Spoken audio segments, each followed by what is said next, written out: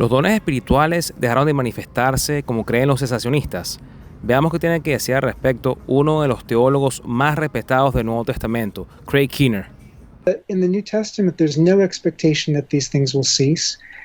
In fact, you had these things happening, coming and going, some periods more than others, but you have these things all through the Bible, and no expectation that things would cease.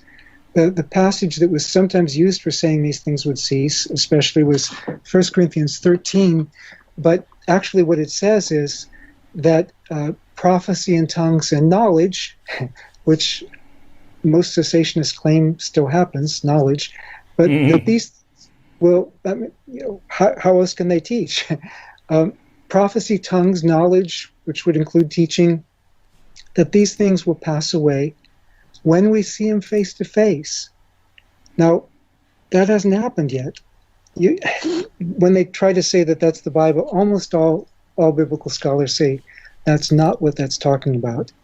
And until Jesus comes back, we still need these gifts that are in part until we have the fullness, when we don't need our partial knowledge anymore because we know even as we are known. And 1 Corinthians chapter 1, even around verse 7, talks about having the gifts flourishing until the coming of the Lord.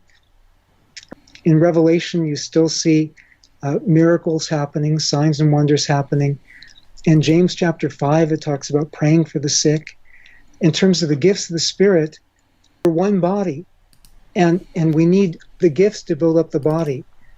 Who made up the rule that some of these gifts had to have passed away and some have to remain? Who made up the rule that teaching, because we think we can do it without the Holy Spirit, remains, whereas healing can't remain because we know we need the Holy Spirit for that? I mean, who made up that rule? There's nothing like that in the lists.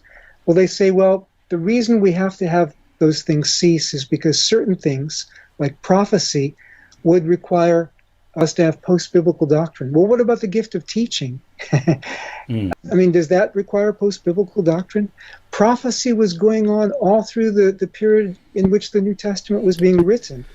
And so how can you say that, therefore, you can't have canonical revelation at the same time that you have the other thing?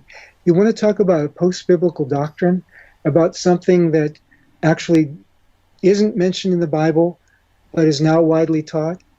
Cessationism.